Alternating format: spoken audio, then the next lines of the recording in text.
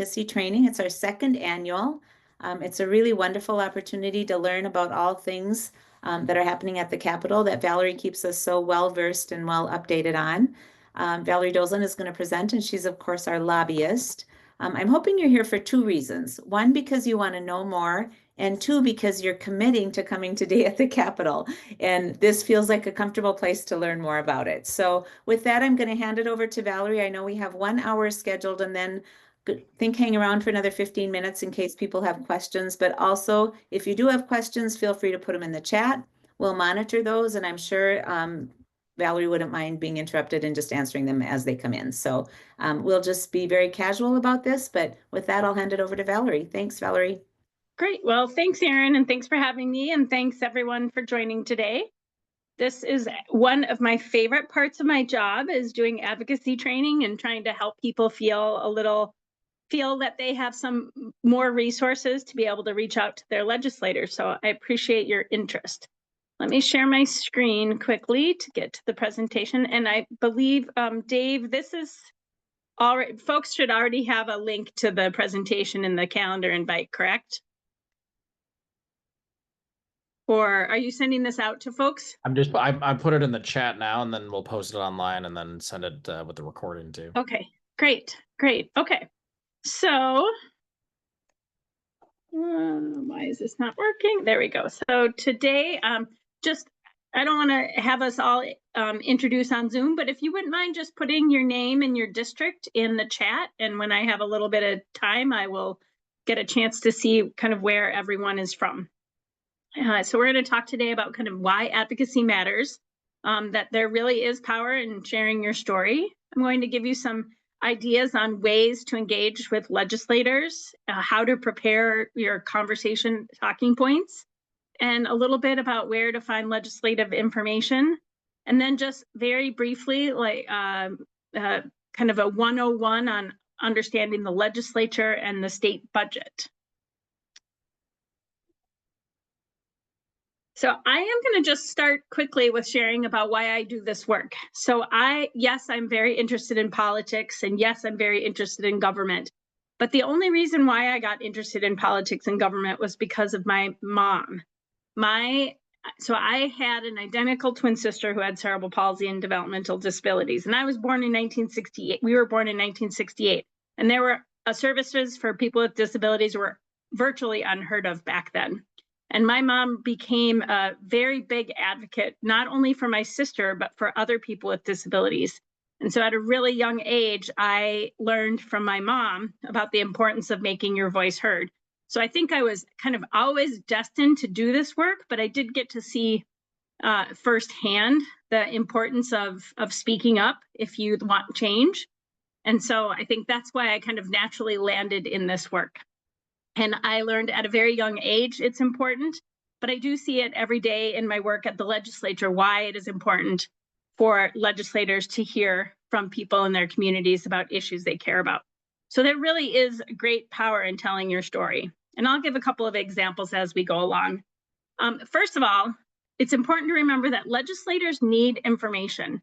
They are not experts on everything that comes before them, and they get a lot of information thrown at them. And so they really rely on people from their community and experts in their community and people who, run businesses, run government, work in schools in their community to help them stay informed and understand the issues that they should be paying attention to. Legislators remember the stories and examples and firsthand experience they have with constituents. They also, they really value the opportunity to meet with people from their community. Legislators are not shy, retiring wallflowers. Many of them are extroverts, and they run for office and they serve in these roles because they want to help people and they want to do better. Every legislator has different motives, and obviously there's different political motivations and political ideology, but legislators are there because they do want to do the best that they can for their community. We might not always agree what the best means, but they are there for those reasons. You can make a difference on issues and concerns. And I know sometimes it doesn't feel that way, but legislators do pay attention to the communication that they get. They listen and use the information they get when making decisions. And they don't always like to make decisions in a vacuum. I'm going to give a specific example, and this was some time ago, but this happens every session. So I worked with, one of the clients I work with is Head Start. And a while ago, then Governor Pawlenty wanted to change the way Head Start was funded. And it caused it was very controversial, and the Head Start community was very unhappy about it. And the Head Start community reached out to their own individual legislators to express their concerns. And one day in committee, when the governor's proposal was advancing, several legislators who had heard from their constituents raised all kinds of questions, asked for a lot of information. And one legislator even said, "Over my dead body, am I going to have this proposal passed? I heard from people in my community about how important this Head Start is, and I am not supporting any changes." And they were able, because they heard from people in their community, that proposal actually didn't advance. And there's lots of other stories and lots of other examples too, but that's just one that always kind of sits in my mind as being especially impactful. The importance of telling your story also includes it makes a connection to an issue with someone in their community. When they know that there is someone back home who either is paying attention or someone they can call when they need information, you have an ability to kind of influence whether you're informing or trying to persuade. If you don't speak up, others will, and you might not like the outcome. And then lastly, I mentioned this already, but you can be a resource for them, especially in the areas of special ed. Special education is extremely complex. The funding system is complex, and the rules and laws that you have to follow are all extremely complex. And with the exception of maybe one or two people at the legislature who either have a child with a disability or work in the special education field, most of them don't really understand the complexity of the things that you have to deal with. So I think that there are a lot of perceived barriers about, oh, I can't call my legislator. So I just want to touch on them. I recognize those are very valid things, but I don't want them to stop you from thinking, I cannot reach out to my legislator. First of all, I think a lot of people think that they need to know and understand every little detail about the legislative process or all the things they need to know all the things about state government. And it is complicated and hard to navigate. So you do not need to know all of the details about how the legislative process. You don't even need to know the details of how a bill becomes a law. Legislators don't expect everyone to understand all of those details. And oftentimes legislators, when you meet with them, will explain, here's the process, here's where we are at. You don't need to worry about that. You do need to know the issue that you're there to talk about, some talking points in support or opposition to the issue that you're there to about, what's happening in your district, have some information such as data or stories or information for parents, but you don't need to know the intricacies of how a bill will move through the legislative process. The process can be extremely frustrating. I understand that. It can be frustrating for me, and I have been watching this for a long time. The process also can take time. We don't always get things passed right away. I mean, last year we had a really successful year, but there are times it might take me 3, 4, 5 legislative sessions to get a proposal passed. We also don't always get what we want.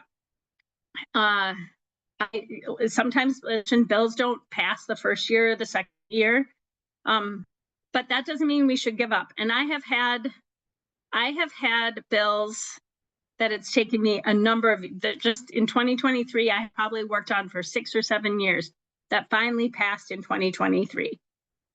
I think also people think that, well, they're from a different party, or I've talked to them before, they just don't believe what I share with them. I'll never be able to convince them. One example I have of that is I brought a client, every year this client and I had to meet with this chair of this education committee, and this chair was very influential, and we had to meet with them to just talk about the issues that we were trying to advance. And oftentimes when we would meet with this committee chair, the committee chair would say, well, I don't agree with you, but thanks. But we kept coming back every year in this legislator's district. Their program in the district invited them every year to come see the work that they're doing. And every time we met with them, we got more questions. We were able to provide more information. And finally, after about, I don't know, the 6th or 7th year of visiting with them, that legislator said, you know, I think I need to rethink my view on this. You've given me a lot of information I need to think about, and I think I need to change my mind. Now, if we would have just given up after the 2nd legislative visit, we would never have been able to change that person's mind. Now, there are some legislators you will never be able to change their minds, but I think those legislators are far fewer than the ones that might be persuaded. And the other thing I have to remind myself too is, regardless of whether the legislator agrees or not, most of the work that we do, we are accountable to the legislature. So it is also our job to inform them of what's happening, even if we don't change their minds. People don't believe their voice can make a difference. I shared that story already about Head Start, but I've seen it in lots of instances where when people speak up, change does happen. I'll give a really good example. This year, some superintendents were visiting with Senator Mary Kunesh, the chair of the Education Finance Committee, and they brought up an issue that was not on anyone's legislative platform, and it was about allowing some more flexibility with the use of food service funds when you have a surplus. Well, after that meeting, that legislator got a bill introduced, sent it over to the House, got the committee chair over there to introduce it, and the bill passed. So that's another example of, you just don't know when you share information, they might just go on their own and do something. People have demands and live very busy lives. I get it. I know just in my work for this past year, I know how busy all of you are. You have run very complex programs. You have to deal with a lot of different things, and you're navigating a very challenging world. But the work to influence the legislature and build relationships does not have to be, it's not 40 hours a week. It's not even 10 hours a week. I would say maybe it's 10 hours a year, if that, to try to build or get to know your legislator, have a conversation, and connect with them and share information. I hear this one a lot. Well, we have you, Valerie. We have a lobbyist. That's what your job is. And yes, my job is to help MASE, to represent MASE at the Capitol, make sure their platform priorities are moving forward, make sure that they have connections with legislators, and I'm meeting with legislators to talk about our priorities, and that the priorities are advancing. And I do serve as the eyes and ears for all of you, because my job is to be there. Whenever the legislature is in committees or in session, my job is to be paying attention and be present. And I, not to toot my own horn, but I am very good at my job. And I have very good relationships with legislators, and I understand the process. And I'm working very hard to kind of understand all of MASE's issues. But for one thing, I'm only one person, and they see me every day. They know I'm going to be there watching and paying attention and talking to them and bugging them. And that is an important part of the job. But they sometimes they will want to ignore me because they're tired of seeing me. But they don't like to, most of them don't ignore their constituents. They don't ignore people in their community and in their districts that have information, or more importantly, if you have the ability to vote for them. So having a list is a very important part of the legislative process, but it's made, the work for the organization is made more impactful when there's a lobbyist helping advance things at the Capitol, and there's grassroots advocacy happening with people back home in the district. I just want to keep track of time. Okay, so I have, I'm going to talk now about what are the different ways that you can engage with legislators. And I've broken it up into kind of the seasonality of the legislative process. So during the interim, during the legislative session, and throughout the year. And some of it is duplicative, excuse me. So during the interim is the period where the legislature is not in session and legislators are back home doing their, they're doing their own legislative work in the district, or many of them have jobs. So it's usually the end of May through the end of the year, sometimes through January. That's the interim. So they don't have committee hearings. They don't have to be at the Capitol. They don't have to be in St. Paul. There's no laws that are being passed. The only reason why they would be back to the Capitol during the interim is if the governor calls them back to special session.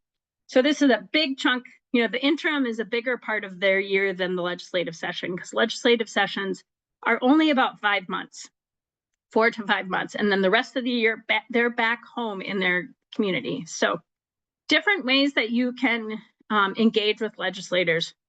Personal visits in their district. You know, some legislators will often be willing to get together for coffee just to hear and catch up and hear about issues.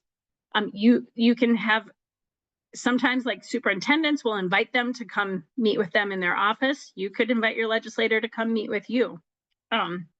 You could do tours of your program. Sometimes legislators come to board meetings, or say your special ed advisory council meeting.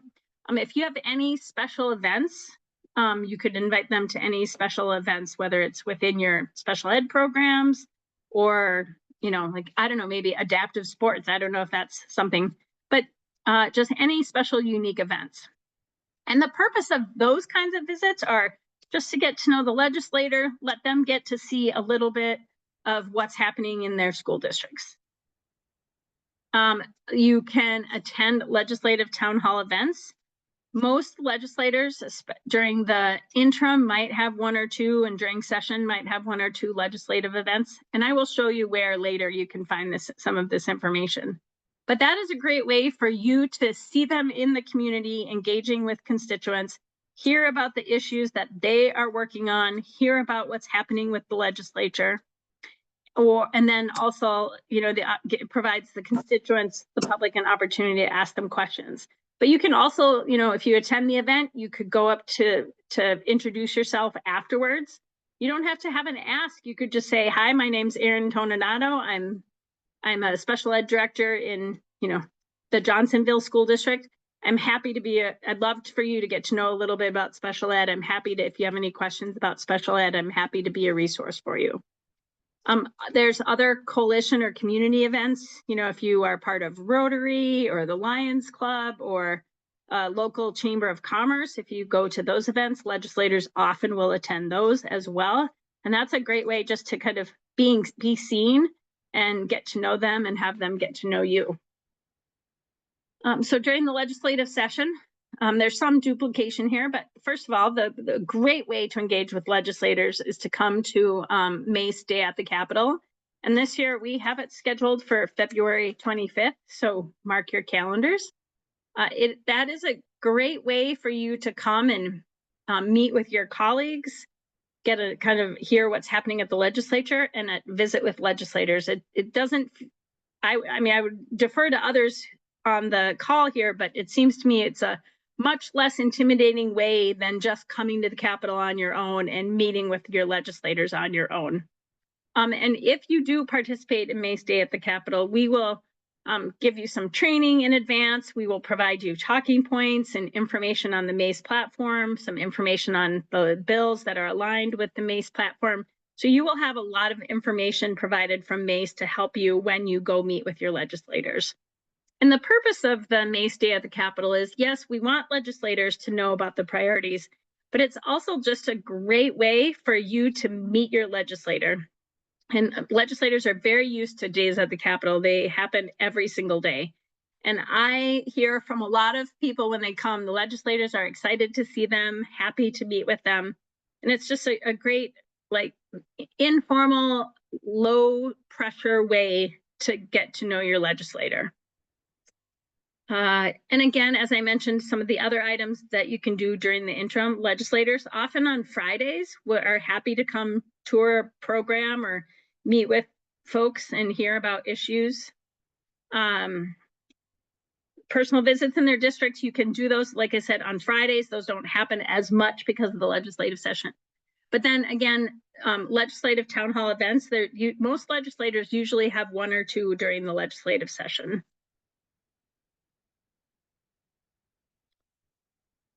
Now, you can also connect with your legislator anytime throughout the year. You do not have to contact a legislator just about a specific piece of legislation that's they're taking up during the legislative session.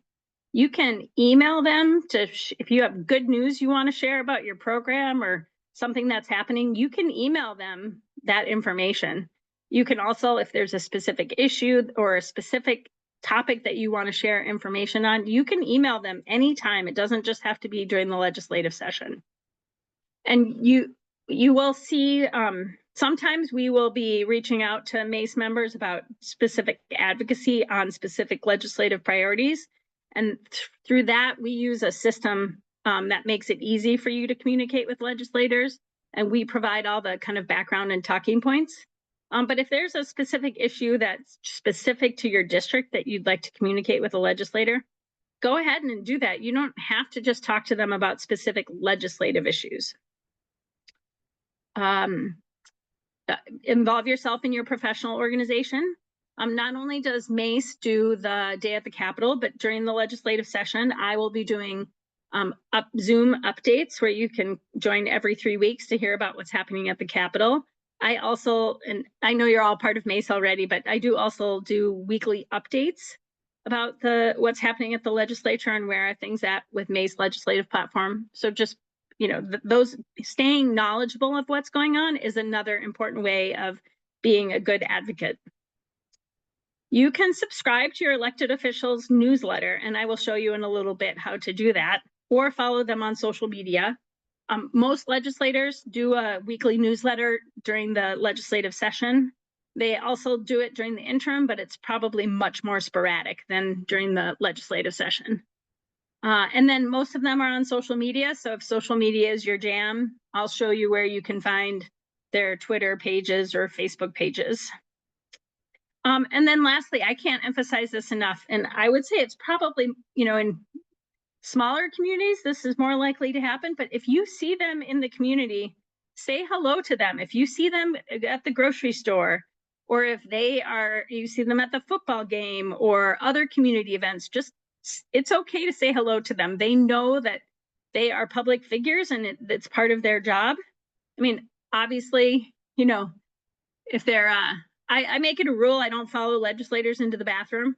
So, but just say hello and say, I'm the special ed director in your community. I'd love to have you reach out to me if you ever have any questions. Legislators are very used to that. And then we're past election season, but you know, most elected officials do go door to door, trying to talk to voters. And if they come to your door in an election season, also use that as an opportunity to introduce yourself and get to know them a little bit.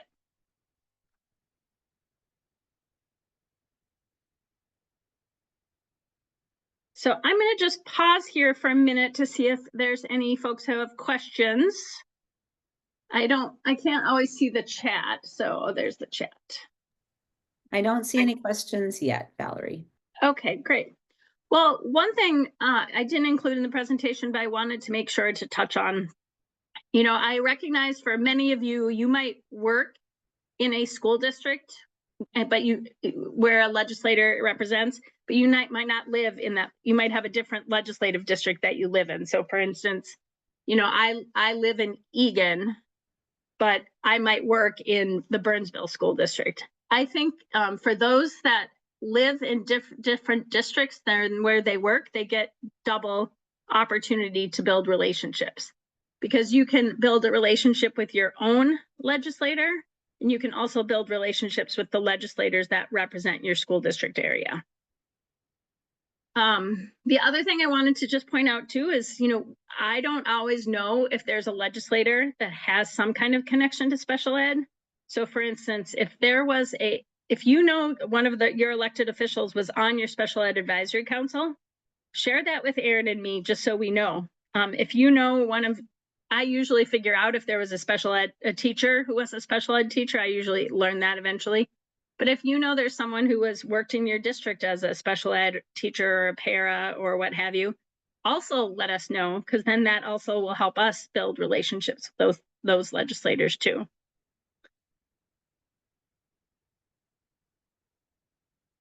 Okay. Valerie, I have a quick question for you. Sure. Is there a good place that we can reference to see the election results to try to figure out which legislators may have changed. Do you know if that's published somewhere yet? Yeah, when I go to the legislative webpage, I can show you where that is.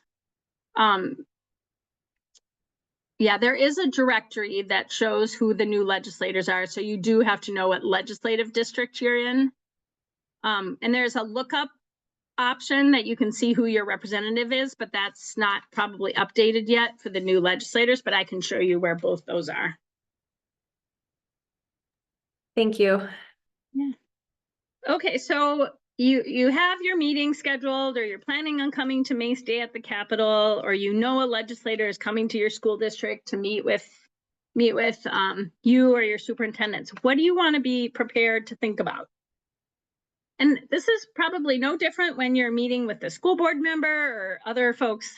It's good to just think about some things. First of all, figure out tell them who you are and tell them where you live and work. Like what is your connection to this particular legislator? Do you live in their district, or do you work in a school district in their district? Like they want to know why they should be paying attention to you. So, the legislator from Hibbing does not want to hear from me who lives in Egan.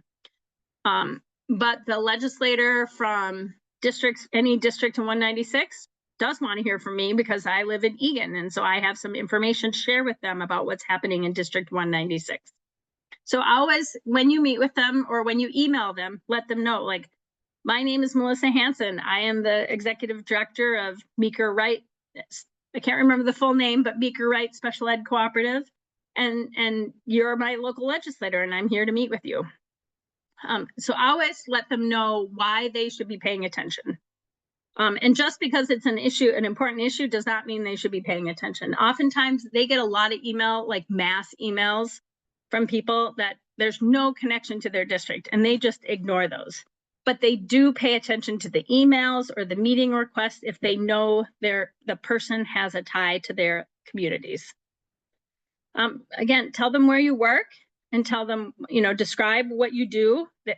And lay out the specific issues that are important to you or the community, the school district community that you represent, and describe what impact the issue has on you or the individuals. So for instance, last year, one of our legislative priorities was to establish a working group on special ed reciprocity licensure.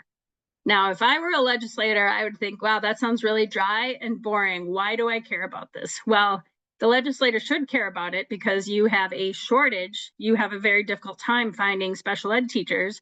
And the reciprocity process is very complicated and convoluted. And a lot of people who might be licensed in another state who could be teaching here in Minnesota can't navigate that process. So we want to make that process easier to navigate so we have more opportunity to hire special ed teachers to serve our kids. That's a simplistic description, but that would be one example. And then let the legislators know what they can do. Especially if you're reaching out to them about a specific issue, tell them, I would like you to support this, or I would like you to vote for this, or I would like you to oppose this. But if you're also just reaching out to them to get to know them, it's okay to say, I wanted to make a connection with you. I want you to know that I can be a resource for you. If you have any questions about special ed or any concerns about special ed, please reach out to me.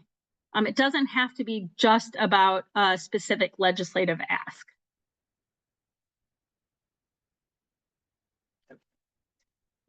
So some things to remember when you are engaging with legislators. Remember that you are the subject matter expert. They are not. There's probably, in my top of my head, I can think of 2 legislators that have some expertise and understanding in 3 legislators that have some expertise and understanding in special ed. 2 of them have children in special ed, so they've gone through the IEP process. And one of them is a special ed teacher. And actually this one also, he does like IEP paperwork for the district. So he probably has a lot of understanding, but for the most part, most of them don't understand. They might know that special ed, I hope most know that districts are required to provide a free and appropriate education to all students. That's probably the extent of what they might know. So you are the expert. You certainly, with the exception of a few legislators, know a lot more about how to implement special ed services and all the different things that you are required and to provide to families and the work you do to support special ed kids so they can attend public education. Another thing to remember is stay away from jargon and acronyms. Legislators do not know what FAPE is. So always spell it out.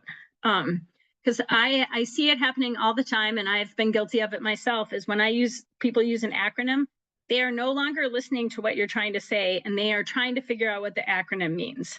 So always spell it out. And, don't assume they know what a free and appropriate education is either. So have a little description of what that means. I'm trying to think of some other FBA, functional behavioral analysis. They don't know what that means, or FERPA, or whatever. We have a whole, book of acronyms in the education world. Most legislators don't know what any of them mean. And try to keep it as simple as possible too. Legislators get a lot of information thrown at them. So I jokingly say, I try to say 3 things I want them to know, and then I exit. But that I have found that to be the best way to communicate with legislators. Like, introduce yourself, tell them why they should be paying attention to you, give them 3 things that they can easily remember about what you're talking to them about, and leave them with a ask of what you want them to do. You might get asked a question from a legislator that you don't know the answer to. Even though I know you are all the experts, you can't possibly remember everything. And it's completely okay to say, I don't know the answers to that. Let me get back to you. It's better to get back to them instead of kind of muddling your way through an answer that might not be correct. And it gives you another opportunity to send them information they requested by email. So I say I don't know all the time to legislators, and they don't think anything any different of me because I might not have the answer. They will remember, though, if you don't get them the answer. So it is important to remember to follow up with them. When you've met with a legislator, or they've visited with a program in your district, or etc., always send them a little thank you note. You can send thank you notes by email, and excuse me, I would encourage you to do that during the legislative interim because they're not at their offices. But if you come to meet with them during session, like for MASE Day at the Capitol, I would send a handwritten thank you note. Legislators remember that. They don't get a lot of handwritten thank you notes. And I know they remember that because I write handwritten thank you notes, and I get a lot of responses and comments from legislators about it. I even have legislators text me and say, hey, thank you for that card. So it is a great way, an easy way to have a big impact on building a relationship. But if you can't send a handwritten thank you note, sending an email is completely fine too. The other thing is to try to connect more than once a year. If you're new to doing this, it's fine to come to MASE Day at the Capitol. But again, follow up after the MASE Day at the Capitol with a thank you note. We also would try to encourage members to, at the end of the legislative session, to just send a thank you email to their legislators. I will also be encouraging through our advocacy system outreach that all of you can do at the beginning of session, just to welcome your legislator back to the legislative session and share the platform. Those are really great ways to have 3 or 4 different touch points during the legislative session. But as I mentioned, if there are things you think are helpful for legislators, you can email them during the interim, or if you want them to come see a program. Fall is a really great time to connect with them. So I try to always be the person that doesn't only come asking for something during the legislative session. So, it's building relationships throughout the year helps you when you do need to ask your legislator for something. So just here's some things to remember about when you're kind of preparing your story, whether you're going to send an email or you just want to think about, what do I want to share with the legislator when I come to visit with them at the Capitol? Do you want to, and I need to add a bullet here. I realize I'm missing one. Do you want to just introduce yourself and offer to be a resource? Do you want to raise awareness on an issue in your community or concern for your district or the organization? Do you want to just share information? Do you want to ask the legislator to support or oppose a specific bill, or do you just want to get to know the legislator? It is perfectly okay if you come to MASE Day at the Capitol and don't feel comfortable talking about issues to just say, I want to hear from you and get to know what you're working on. So I always try to what is my purpose for the meeting? What do I want to get out of the meeting? And I try to then figure out my talking points from there. Some other things to remember. Give your message in a positive way, even though things might be really challenging or controversial. It is, there's always a way to share it in a positive way. So for instance, let's just say special ed hasn't increased in 50 years.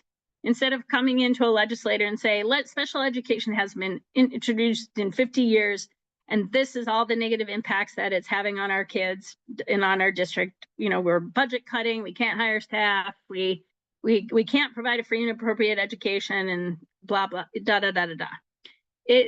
What I would say is, special education funding hasn't been increased in 50 years. And if we get an increase, here are all the different things we can provide our students. Here are the outcomes we hope to obtain. And here's the way our students will have a better educational experience. Stay on message and be brief. Legislators, when you meet with them, especially during the legislative session, will probably only have 15 minutes. And sometimes they might be running behind, so it might be shorter. So I always try to be, Minnesotans, we love our hellos and we love our goodbyes. Keep those to a minimum and kind of get right to the point. Tell them what you want, introduce yourself and tell them why you're there to see them, and tell them what you'd like to see from them. And as I mentioned, I always try to give legislators information they can remember. I'd like you to author this bill. This is the request of the bill. Here's the outcomes we think we'll achieve.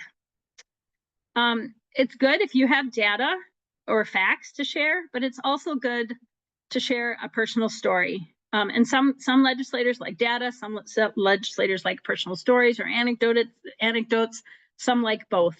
And I'm sure you're used to when you meet with special school board members or people in the community, their legislators are no different than kind of the conversations that you probably have in those areas. So, but it's good to have, some basic things about your district, about how many kids do you serve in special education? What type of array of disabilities are you seeing in your kids? Do you have a level 4 program, etc.? Probably no different than what you already do when you report to a school board or provide an update to a school board member, etc. So a couple things to remember. I know it can be nerve-wracking thinking, oh, I'm going to come meet with a legislator. They're an elected official, and they're up here and I'm here. No, legislators and constituents are equal partners. Most legislators approach their work that way. Now, there are some that might not, but they don't stick around very long. And legislators are regular people. They are no different than you and I. They face all of the same challenges with life that we do about, paying their mortgage, picking their kids up from childcare, figuring out how they're going to help their parents who might be going into a nursing home. They really are everyday people, and they are literally just like if Retha was going to run for the legislature. They work very hard to get elected, regardless of their political affiliation, and regardless, we might not agree with their personal political views. They do want to represent their communities as best they can. As I mentioned, you don't need to wait until the legislative session to connect with a legislator. And I mentioned this earlier, but be patient and don't give up. Your message might not resonate the first or second time, but you may change a legislator's mind after other repeated attempts. And then the work is ongoing, and what might seem like a simple interaction could have a really big impact. There is something to be said about just being really nice when you meet with legislators. You have no idea if they're going to remember that. And I certainly have learned that when I'm at the Capitol, I say hello to everyone I walk by. People remember when, even if you might disagree and they might not agree with, like, you know, I don't think most legislators don't, I think they most agree that special ed kids should receive special ed services, but they do remember when they've had a nice cordial conversation, they were given some good information, and people took the time to come see them at the Capitol. Okay, I'm going to pause there before I go on to the Legislature 101 basics to see if there are any questions, or if any member who has had a conversation or came to MASE Day at the Capitol, if they want to share their experience. I certainly want to, there's opportunity if you'd like to do that as well. Oh, okay. Okay, so this is not meant to be an all-encompassing like politics class on how government works, but I did just want to kind of give an overview, especially since we're going into the next legislative session, which is the budget year, about the process. So regarding the state budget process, Minnesota enacts a budget every year, every odd numbered year, to put in place a 2-year state budget that would begin on July 1st of the odd numbered year. And here in Minnesota, we are required to pass a 2-year state budget. We are not like Congress, where we can do continuing budget resolutions and extend a budget for 2 months or 6 months. We have to have a 2-year budget in place on July 1st of the odd numbered year. So this year in 2025, the legislature has to agree to a budget that will go into effect on July 1st. And it is in place for 2 years. Once they have that budget in place, the legislature and the governor can go back and pass make changes legislatively to the budget, but they have to have it in place. And if we don't, we go into a state government shutdown. That has happened a few times. I don't remember exactly how many times, but it's happened at least 3 times in my tenure. Hopefully that I don't see that happening this year, but it's certainly always a possibility. The state budget is the first part of the state budgeting process is the budget forecast, and that is put out by the Department of Minnesota Management and Budget. And the official budget forecast comes out twice a year, in the end of November, beginning of December, and then in February. And it's the November forecast, which is what we call it, is what the governor bases, in this case his, budget recommendations for the next 2 years. And so the governor has to propose a budget every January of the odd numbered years. They don't have to any other in the even numbered years, but they do have to propose a budget. And so in mid-January, I think the 3rd week of January is the 25th or something is the deadline in statute that the governor has to propose a budget. So the governor will propose a budget, but then the concept of a budget, or the outline, but then the governor also has to work with the legislature to get the details of his budget recommendations introduced as legislation. And so that will also happen in January. And then when the legislature starts in January, the legislature will take the governor's budget bill and they will review it, think about it, and develop their own ideas for the budget bill. But that budget forecast, which is it basically is spells out how much money the legislature has to work with. It spells out, here's all of the things that are statutorily required to be paid for, and with all of the revenue that's coming in, whether or not we have a budget surplus or a budget deficit. So the legislature will consider the governor's budget. Certainly if the governor is from the same party, a lot more of the governor's budget is recommended or is considered. Sometimes if the governor is from a different party than the one that's in control, they might completely ignore it and do their own budget. So the legislature will then put together their own ideas for a budget bill. And the House and Senate, they have their own different ideas. And all of these bills have to go through the legislative bill process. So they have committee hearings, and they will review the legislation that is from the governor, as well as all of the different ideas that come from individual legislators with their own bills. And so the legislative leaders, we have the governor's budget out in January. The legislative leaders, so in the House and the Senate, they will develop what's called a budget target. So they'll take this budget forecast, and if there's a surplus, they'll decide how much of the surplus are we going to save, how much of the surplus of the surplus are we going to spend. And they will get their budget target. It's just like when my parents gave me an allowance, like, this is how much you get, Valerie. And then the committee chairs for the finance committees will put their own ideas together in the form of a bill. And it might or might not include what the governor wants. And then those bills pass through the legislative process, and they're passed by each respective House and Senate, but they're never the same. So the three of them have to come together. The governor, the House, and the Senate have to come together in what's called a conference committee process to decide what are we going to agree on, so they can come together with one budget. And again, sometimes it's a lot of what the governor wants. So sometimes it's not. But then and this process all happens in kind of February, March, and April. And by the end of May, they will have one bill that is well, not one bill, but they will have the makings of a budget that they then agree to and pass through the legislature. They vote on, the House and Senate vote on, and then they'll send it to the governor, and the governor can sign it. I'll talk a little bit about that after that. So that is a very quick tutorial on the budget process. But at the same time, the legislature and the governor are trying to figure out this budget. The legislature is also spending a lot of their time thinking about other things, other bills, and other ideas. So it might be there might be bills that are introduced that request money for other ideas that might not be part of the governor's budget. But there's lots of bills that the legislature processes in any given legislative session. And bills basically are just ideas. Most often, some people think there ought to be a law, or we should fund a certain, proposal.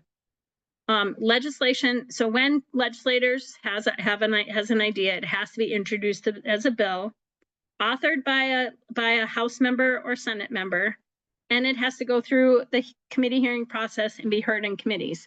And bills can be introduced in only one body and not the other, and still get passed. It's a little harder, but that certainly does happen.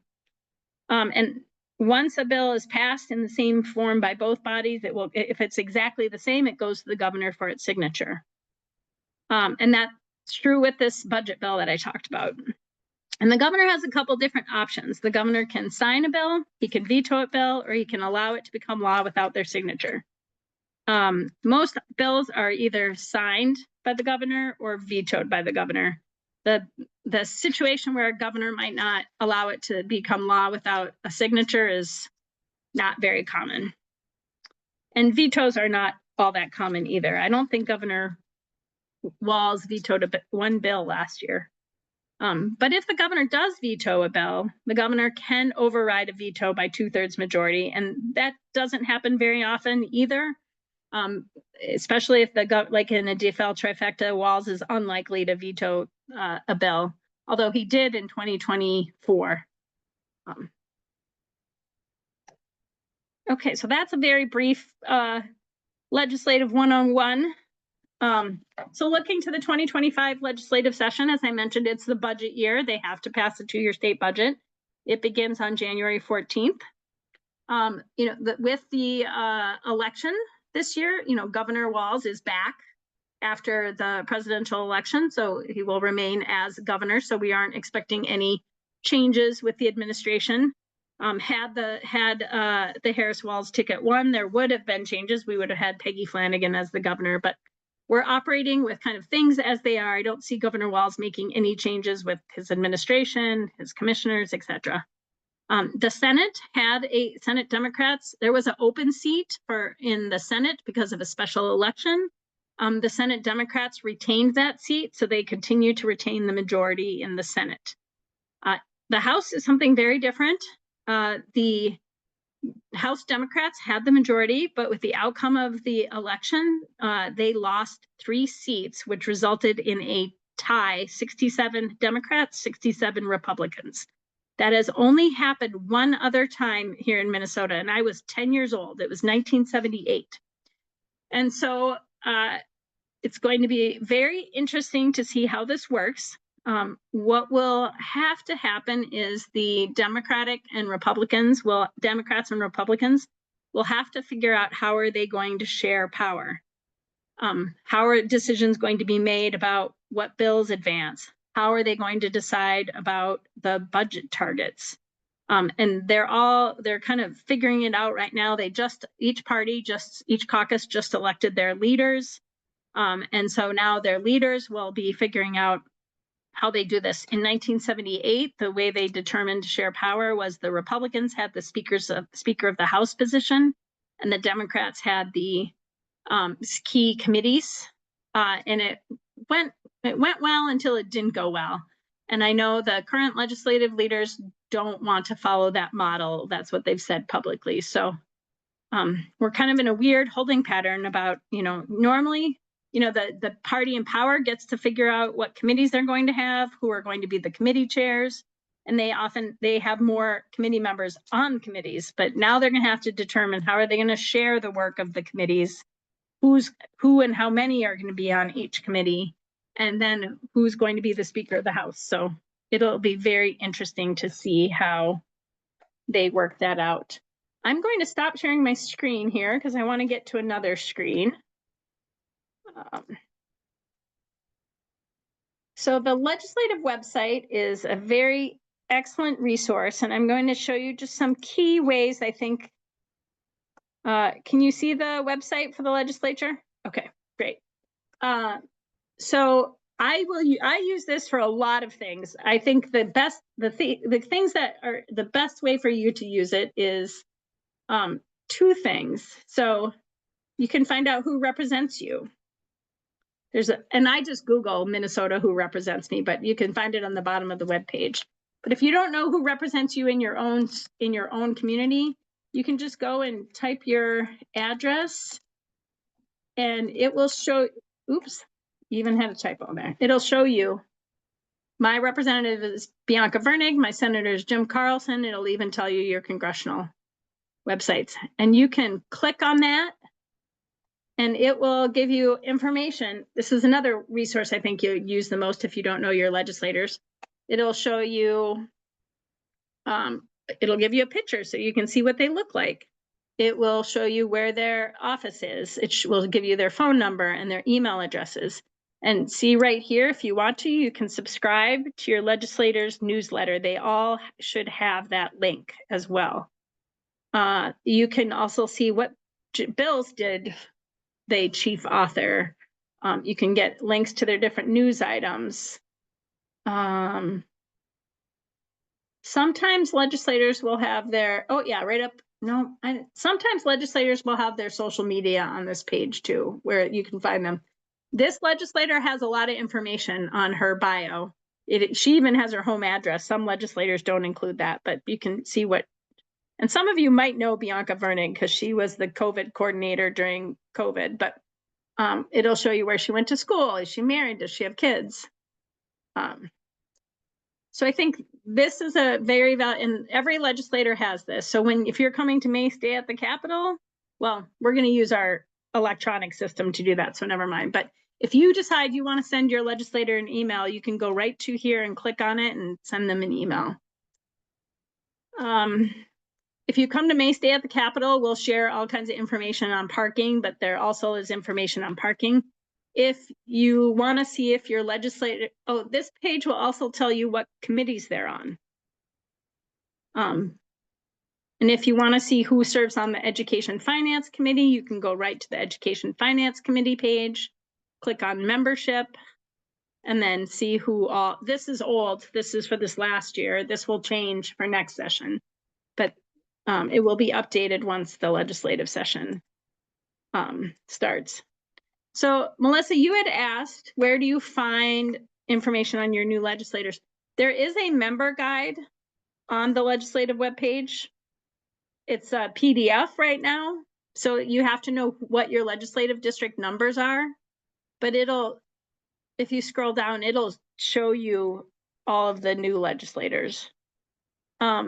Thanks, Valerie. I also came across a website just a minute ago when I was listening to you. It was election results, and I put the link in the chat here, and I was able to click on the map, and because I was just trying to figure out for all my member districts, and that was kind of helpful to Yes. go by the map. Yep, the Secretary Yeah. of State's website. I forgot about that map. That's a good Yeah. one. It was helpful for me because there's so many. Yeah. So yeah, that is what I wanted to share with you today. I'm available for questions, and I hope this gave you a little bit more comfort and a little bit more information on connecting with legislators.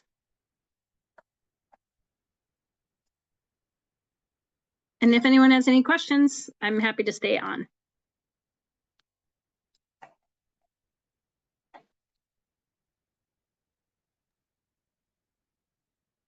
I just appreciate the information, Valerie. It's not the first time I've heard it from you, but it just helps to hear it again. And I think your points about not giving up and just continuing to reach out and have conversations, even if they're maybe not feeling the most warm reception on a particular topic.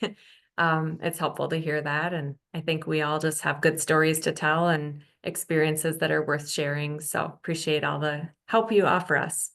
Yeah. Thanks, Melissa. Really great information. And I also really encourage you all to really start talking within your districts about people who might want to go today at the Capitol with you. I just can't stress enough how supportive people who have been there before are to new people attending that day. And it's just really valuable. People are really open to you following them into visit their people because they just aren't comfortable going by themselves. And so that support is really valuable to people. And I think once you do it just one time, you just realize that you really are just talking to regular people, as Valerie has talked about. So I just really encourage you to talk it up a little bit. I would have never dreamed that I would say it was kind of fun, but it is really pretty fun. So, and I do find them mostly to be open-minded and very supportive of special education. Maybe not all of our initiatives, like Valerie said, but definitely supportive of special education.